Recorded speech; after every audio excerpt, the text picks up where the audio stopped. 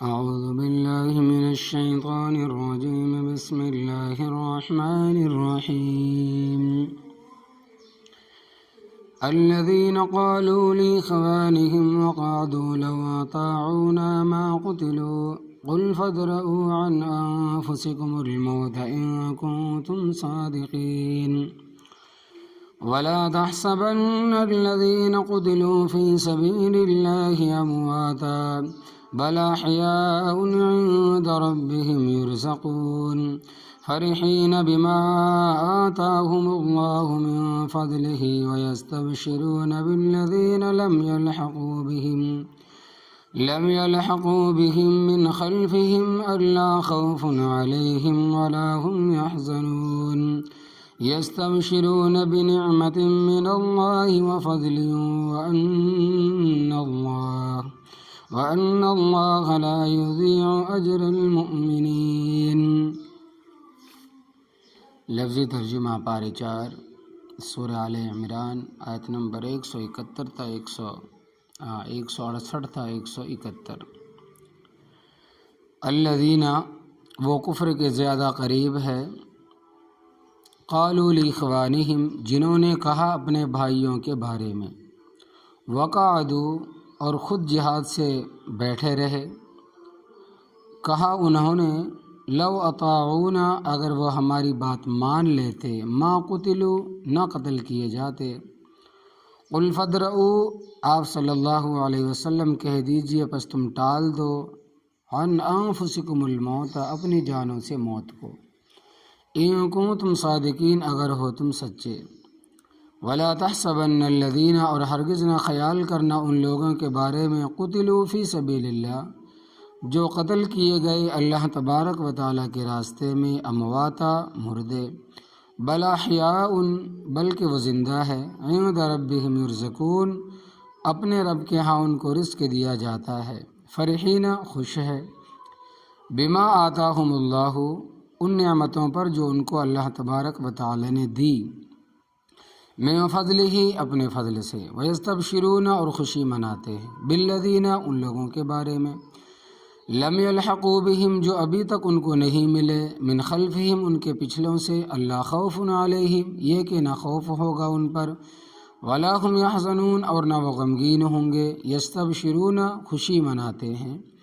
بنعمت من اللہ اللہ تبارک و تعالیٰ کی نعمت کے ساتھ، وفضل اور اللہ تبارک و تعالیٰ کے فضل کے ساتھ، وَأَنَّ اللَّهَ لَا يُضِيعُ اور بے شک اللہ تبارک و تعالیٰ نہیں ضائع کرتا اجر المؤمنین ایمان والوں کا اجر۔ آپ تمام حضرات کے سامنے پہلے سے غزوہ احد کا ذکر چلا آ رہا ہے۔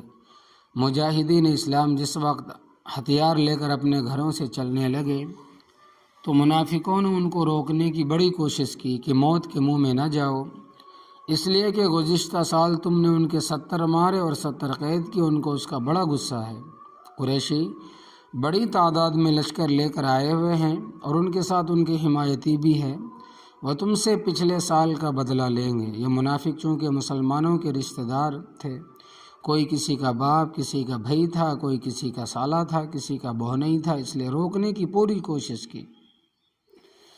تو ان منافقوں کا ذکر ہے کہ فرمایا کہ الذین وہ منافق کفر کے زیادہ قریب ہے، قالوا لاخوانہم جنہوں نے کہا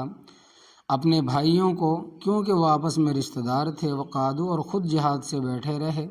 جہاد کے لیے گئے نہیں، جو جہاد کے لیے گئے اور شہید ہو گئے ان کے متعلق کہا کہ لو اطاعونا اگر وہ ہماری بات مان لیتے ما قتلوا نہ قتل کیے جاتے، ہم نے تو ان کو پہلے ہی منع کیا تھا کہ موت کے منہ میں نہ جاؤ، لیکن انہوں نے ہماری بات نہیں سنی اس لیے قتل اور شہید ہوئے۔ تو اللہ تبارک و تعالیٰ فرماتے ہیں کہ دوسروں کو موت سے بچنے والا نسخہ بتانے والوں تم خود کر لو۔ قل فادرؤوا آپ صلی اللہ علیہ وسلم کہہ دیجئے پس تم ٹال دو عن انفسکم الموت اپنی جانوں سے موت کو، ان کو تم صادقین اگر ہو تم سچے۔ حالانکہ موت سے کوئی بچ نہیں سکتا۔ اللہ تبارک و تعالیٰ کا ارشاد ہے کہ اینما تکونوا جہاں بھی تم ہوگے، یدرککم الموت پالے گی تمہیں موت، ولو کنتم فی بروج مشیدہ پارے 5 اگرچہ ہو تم مستحکم قلعوں میں، بہت مضبوط قلعوں میں بند ہو، موت سے تو پھر بھی نہیں بچ سکتے۔ مثال کے طور پر اس طرح سمجھو کہ ایک آدمی ایسا مکان تیار کر لے جس میں نہ روشن دان ہو، نہ کھڑکیاں، نہ دروازے ہوں، بلکہ سوئی داخل ہونے کا بھی سوراخ نہ ہو، اور اس میں چھپ کر بیٹھ جائے کہ موت سے بچ جائے۔ اللہ تبارک و تعالیٰ فرماتے ہیں کہ ایسا مکان میں بھی نہیں بچ سکتا۔ وَلَوْ كُنتُمْ فِي بُرُوجٍ مُشَيَّدَةٍ، اگرچہ تم ایسے قلعوں میں چھپ جاؤ جن میں سوئی داخل ہونے کی بھی جگہ نہیں، موت سے نہیں بچ سکتے، موت وہاں بھی آئے گی، کیونکہ فرشتوں کے لیے یہ پکی دیوار ایسی ہی ہے جیسے پرندوں کے لیے ہوا، جس طرح ہوا پرندوں کو روک نہیں سکتی، اسی طرح یہ پکی دیواریں فرشتوں کو نہیں روک سکتی۔ دیکھو بچہ جان پڑ جانے کے بعد 5 ماہ ماں کے پیٹ میں زندہ رہتا ہے، ظاہری طور پر نہ وہاں ہوا جا سکتی ہے، نہ خوراک۔ رب تعالیٰ کی قدرت اور نظام ہے کہ اس نے انتڑیوں کو ماں کے پیٹ سے جوڑ دیا، اس کو خون کے ذریعے خوراک پہنچتی رہتی ہے، اندر نہ پیشاب نہ پاخانہ، مگر بچہ پلتا رہتا ہے، ماں کے پیٹ میں نقل و حرکت بھی کرتا ہے۔ رب تعالیٰ رحم مادر میں سب کچھ تیار کر دیتا ہے، اور بعض بچے رحم مادر میں ہی فوت ہو جاتے ہیں، فرشتہ وہاں بھی پہنچ جاتا ہے، جبکہ رحم میں سوئی داخل ہونے کا سوراخ بھی نہیں ہوتا، تو فرشتوں سے کہاں چھپو گے؟ موت کا وقت مقرر ہے، وہ ٹل نہیں سکتا، اور آدمی نے جس جگہ مرنا ہوتا ہے وہاں پہنچ جاتا ہے۔ موت کی جگہ تک پہنچانے کے لیے اللہ تبارک و تعالیٰ اس کی کوئی ضرورت وہاں پیدا فرما دیتا، وہ ضرورت اس کو وہاں اس کو لے جاتی ہے، تو موت سے آدمی نہیں بچ سکتا۔ ہاں، شرعی دائرے میں رہ کر اسباب کو کام میں لانے کا حکم ہے۔ اللہ تبارک و تعالیٰ کا ارشاد ہے کہ خذوا حذرکم، دشمن سے اپنے بچاؤ کا جتنا انتظام ہو سکتا ہے کرو۔ رب تعالیٰ کا حکم ہے کہ اے اللہ کے بندو، جب تم بیمار ہو جاؤ تو علاج کراؤ، تو اگر علاج آپ صلی اللہ علیہ وسلم کے حکم کی تعمیل میں کرایا جاتا ہے تو ثواب ملے گا، باقی علاج سے موت تو نہیں ٹلتی۔ اگر کوئی یہ سمجھتا ہے کہ میں قابل سے قابل ڈاکٹر کے پاس پہنچ گیا تو زندگی بڑھ جائے گی، یا کسی حاذق حکیم کے پاس جانے سے زندگی کا کوئی دن بڑھ جائے گا، یا قیمتی سے قیمتی دوا کھانے سے یا اعلیٰ قسم کے ٹیکے لگوانے سے سانس بڑھ جائے گا، حاشا وکلا، ہرگز ایسا نہیں ہوگا۔ موت کا جو وقت لکھا ہوا ہے اس سے 1 سیکنڈ آگے پیچھے نہیں ہو سکتا، باقی عالم اسباب میں اسباب کو کام میں لانا ہے، اللہ تبارک و تعالیٰ کا حکم سمجھتے ہوئے۔ چنانچہ نبی کریم صلی اللہ علیہ وسلم جب آرام فرماتے تھے تو ساتھ ہی باقاعدہ پہرا دیتے تھے، مگر جب اللہ تبارک و تعالیٰ کا حکم نازل ہوا کہ واللہ یعصمک من الناس،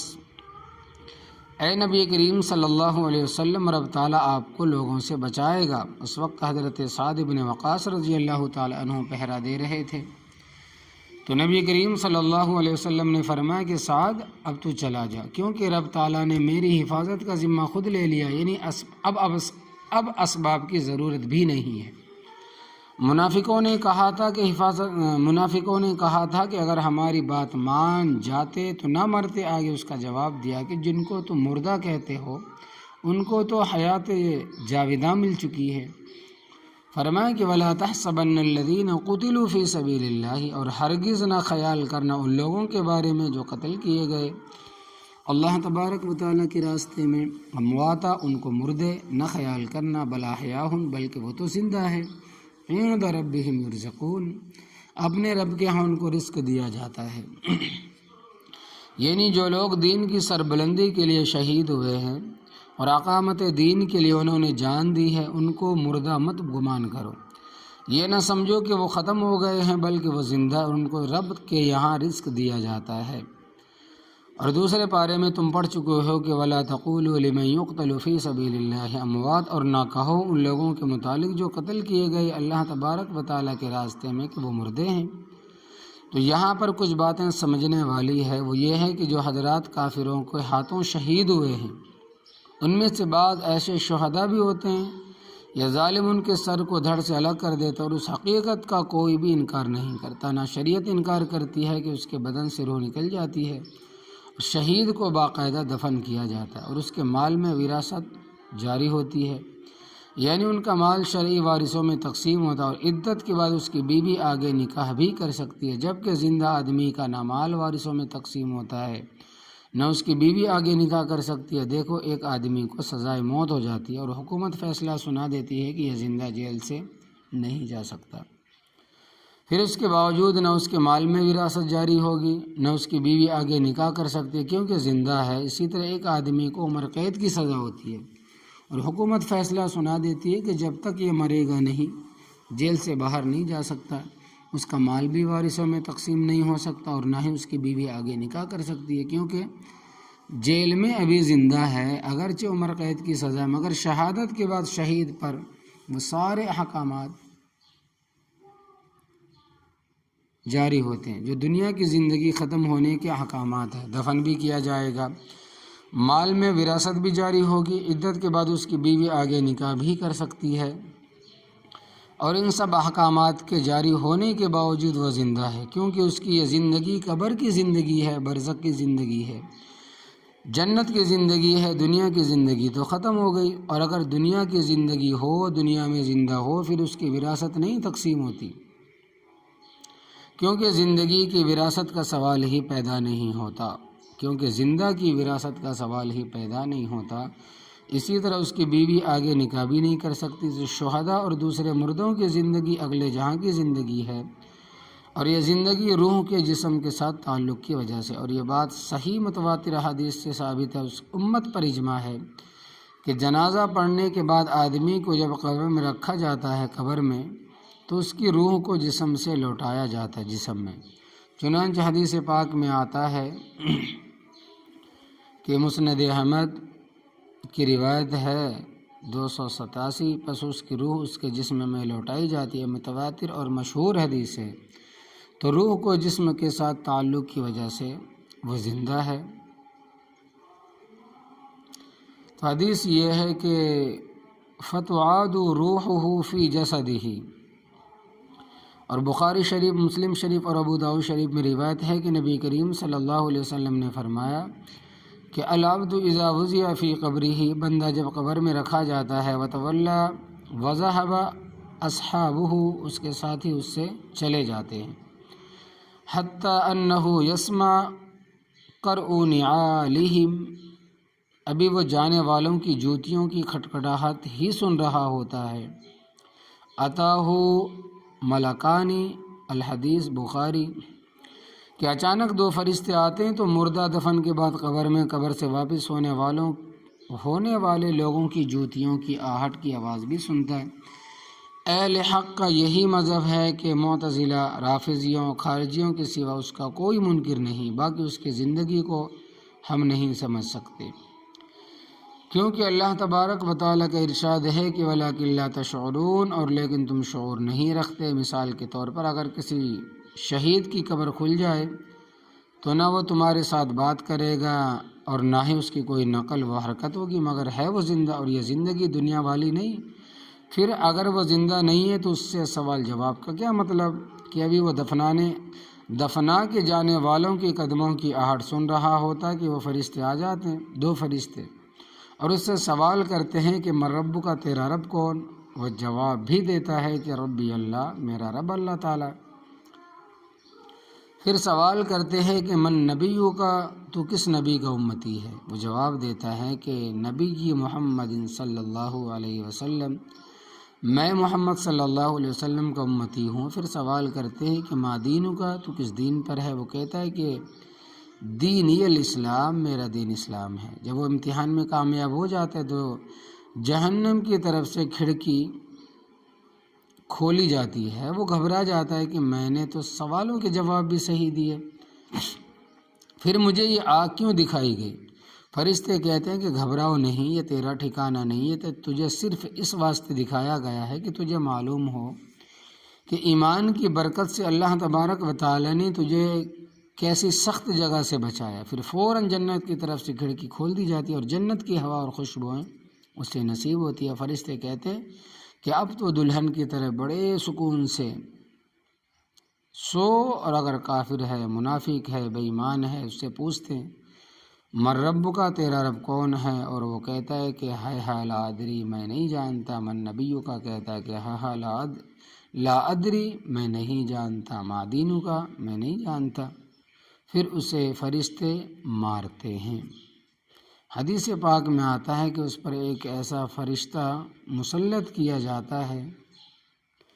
حدیث پاک میں آتا ہے کہ اس پر ایسا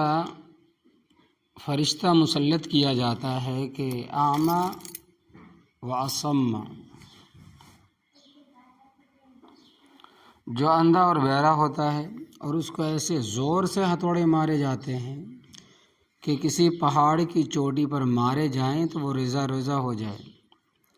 اور اس کی خوب پٹائی ہوتی ہے۔ اب دیکھو وہ فرشتے کے سوالوں کو سمجھتا بھی ہے، جواب بھی دیتا ہے، اور اس کے جوابوں کا اعتبار بھی ہے کہ اس پر جزا اور سزا ہے۔ اگر نیک ہے تو اس کی قبر کو جنت کے باغوں میں سے ایک باغ بنا دیا جاتا ہے، اور اگر وہ بد ہے تو جہنم کے گڑھوں میں سے ایک بڑا گڑھا بنا دیا جاتا ہے۔ اگر زندگی نہیں ہے تو ان چیزوں کی کیا حیثیت؟ زندگی کے بغیر وعذاب الاکبر۔ اس میں انہوں نے جہاں یہ مسئلے بیان فرمائے کہ جنت حق ہے، دوزخ حق ہے، حساب کے لیے ترازو حق ہے، حشر نشر حق ہے، پل صراط حق ہے، وہاں یہ بھی بیان فرمائے کہ قبر میں روح کا بندے کی طرف لوٹایا جانا بھی حق ہے۔ تو اہل حق شہداء کی برزخی زندگی کے بھی قائل ہے اور عام مردوں کی زندگی کے بھی قائل ہے،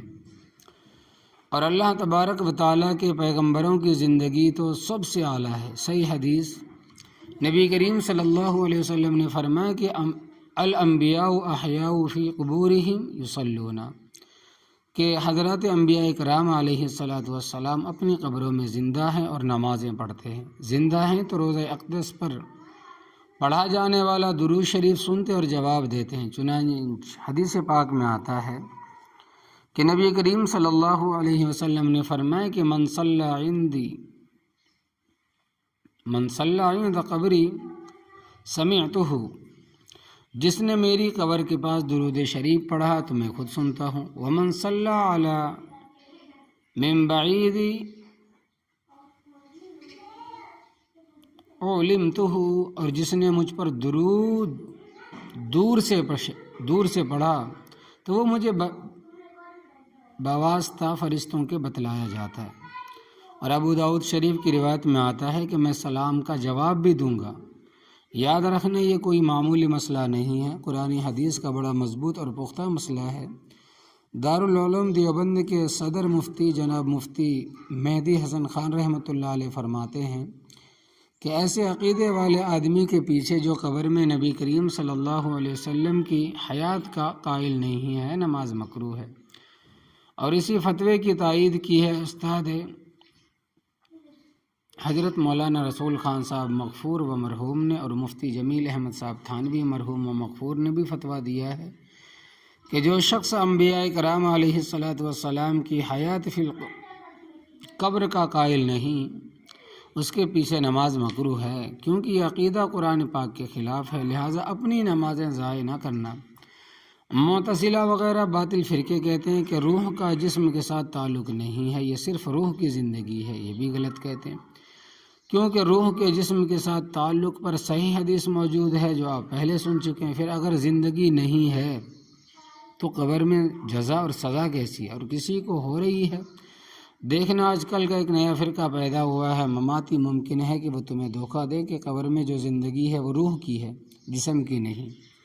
اور عام طور پر وہ یہ مغالطہ دیتے ہیں کہ قبر کی زندگی تو ہے مگر جسد عنصری کا اس کے ساتھ کوئی تعلق نہیں ہے، لیکن قرآن پاک ان کے اس نظریے کی تردید کرتا ہے۔ ارشاد ربانی ہے کہ وَلَا تَحْسَبَنَّ الَّذِينَ قُتِلُوا فِي سَبِيلِ اللَّهِ أَمْوَاتًا، اور ہرگز نہ گمان کرنا ان لوگوں کے بارے میں جو اللہ تبارک و تعالیٰ کے راستے میں قتل کیے گئے کہ وہ مردہ ہیں۔ ابھی سوال یہ ہے کہ قتل روح ہوئی ہے یا جسم؟ جس کو قتل کیا گیا ہے وہی زندہ ہے، اور دوسرے پارے میں ہے کہ وَلَا تَقُولُوا لِمَن يُقْتَلُ فِي سَبِيلِ اللَّهِ أَمْوَاتٌ، اور جو اللہ تبارک و تعالیٰ کے راستے میں قتل کیے گئے ہیں ان کو مردہ نہ کہو بل احیاء، بلکہ وہ زندہ ہے۔ تو جو قتل کیا گیا ہے وہی زندہ ہے، قتل جسم ہوتا ہے روح تو نہیں ہوتی، لہذا زندہ بھی جسم ہی ہے۔ اسی طرح بعض لوگ یہ مغالطہ دیتے ہیں کہ جزا اور سزا جسم مثالی کو ہوتی ہے، یہ بھی غلط کہتے ہیں۔ پہلے تم جسد مثالی کا مطلب سمجھو، وہ اس طرح کہ تم رات کو خوابیں دیکھتے ہو، کسی کو خوابیں زیادہ آتی ہے کسی کو کم، سوداوی اور تبخیری مزاج والے زیادہ آتی ہے اور دوسروں کو کم مگر آتی سب کو ہے۔ خواب سے خالی کوئی آدمی نہیں، تو خواب میں دوسروں سے ملاقاتیں ہوتی ہے، ایک دوسرے کو کھلاتے ہیں پلاتے بھی ہو، باتیں بھی ہوتی ہے، دشمنوں سے ٹکراؤ بھی ہو جاتا ہے، کبھی تم ان کو مارتے ہو کبھی خود مار کھاتے ہو۔ صبح کو تم ان سے پوچھو کہ رات میری تیرے ساتھ ملاقات ہوئی ہے اور میں نے تیری یہ خدمت کی ہے، تو وہ انکار کرے گا کہ مجھے تو کوئی علم نہیں، کیونکہ رات کو جس سے ملاقات ہوئی وہ جس میں مثالی تھا، اصل نہیں تھا، اصل کو معلوم ہی نہیں۔ حضرت یوسف علیہ السلام کو جب زلیخا نے بدکاری کی دعوت دی تو یعقوب علیہ السلام سامنے آ کر کھڑے ہو گئے، انگلی منہ پر رکھ کر فرمائے کہ یہ کام نہ کرنا۔ تو یہ یعقوب علیہ السلام کا جسد مثالی تھا، خود حضرت یعقوب علیہ السلام کو اس کا علم نہ تھا، کیونکہ اگر ان کو علم ہوتا کہ میرا بیٹا یوسف مصر کے بادشاہ کے گھر ہے تو رو رو کر اپنی بینائی نہ ضائع کرتے۔ تو حضرت مجدد الفسانی رحمۃ اللہ علیہ نے مکتوب میں اس پر خاصی بحث فرمائی ہے۔ اسی طرح ان کے فرزند خواجہ محمد معصوم صاحب رحمۃ اللہ علیہ نے اپنے مکتوبات معصومیہ میں بھی اس موضوع پر خاصی بحث فرمائی ہے۔ وہ فرماتے ہیں کہ یہ بعض دفعہ ایسا ہوتا ہے کہ نیک لوگوں کے جو جسم ہے اجساد مثالیہ کے ساتھ ملاقات ہوتی ہے، اور اجساد مثالیہ بعینہ اصل کی طرح ہوتی ہے، یعنی جو جسم مثالی ہے بعینہ بالکل اصل کی طرح ہوتی ہے۔ جس نے ملاقات کی ہے وہ سمجھتا ہے کہ میں نے فلاں بزرگ سے ملاقات کی ہے، حالانکہ اس بزرگ کو کوئی علم نہیں ہوتا، کیونکہ ملاقات جسد مثالی سے ہوئی ہے۔ اسی طرح بسا اوقات آدمی کہیں پھنس جاتا ہے تو اجساد مثالیہ اگر رہنمائی کر دے یا کرتے ہیں، اصل کو کوئی علم نہیں ہوتا، تو جو یہ لوگ کہتے ہیں کہ جزا سزا مثالی کو ہوتی ہے تو وہ بھی غلط کہتے ہیں، کیونکہ یہ بڑے ظلم کی بات ہے۔ گرمی سردی کی تکلیف تو برداشت کرے جسد عنصری، ٹھنڈے پانی کے ساتھ وضو اور غسل تو کرے جسد عنصری اور مزہ اڑائے جسد مثالی، اسی طرح گناہ تو کرے جسد عنصری اور سزا بھگتے جسد مثالی۔ یہ کیسا انصاف! تو اللہ تبارک و تعالیٰ کے راستے میں قتل تو ہو جسد عنصری اور زندگی ملے جسد مثالی کو، یہ عجیب منطق ہے۔ لہذا صحیح عقیدہ اور نظریہ یہی ہے کہ حیات برزخیہ فی القبر روح کے تعلق کے ساتھ جسد عنصری کو حاصل ہے، عام مردے اور شہداء جسد عنصری کے ساتھ زندہ ہے۔ فرحین بما آتاہم اللہ، خوش ہے ان نعمتوں پر جو ان کو اللہ تبارک و تعالی نے دی، من فضل ہی اپنے فضل سے۔ وَيَسْتَبْشِرُونَ اور خوشی مناتے ہیں، بالذین ان لوگوں کے بارے میں، لم یلحقوا بہم جو ابھی تک ان کو نہیں ملے، من خلفہم ان کے پچھلوں سے، یعنی پچھلوں کے متعلق کہتے ہیں کہ خدا کرے وہ بھی شہید ہو کر آئے اور ہمارے جیسے درجے پائیں۔ اللہ خوف علیہم ولا هم یحزنون، اللہ خوف علیہم یہ کہ نہ خوف ہوگا ان پر، ولا هم یحزنون اور نہ وہ غمگین ہوں گے۔ آئندہ کسی چیز کا خطرہ ہو تو اس کو خوف کہتے ہیں، اور جنت میں ان کو کسی قسم کا کوئی خطرہ نہیں ہوگا، اور گزشتہ کسی چیز کے ضائع ہونے پر، برباد ہونے پر افسوس کرنے کو حزن کہتے ہیں کہ کاش ہم اس طرح کرتے اور اس طرح کرتے، اور چونکہ ساری نیکیاں کر چکے ہیں اس واسطے ان کو گزشتہ پر بھی افسوس نہیں ہوگا۔ یستبشرون خوشی مناتے ہیں، بنعمت اللہ بنعمت من اللہ، اللہ تبارک و تعالیٰ کی نعمت کے ساتھ، و فضل اور اللہ تبارک و تعالیٰ کے فضل کے ساتھ۔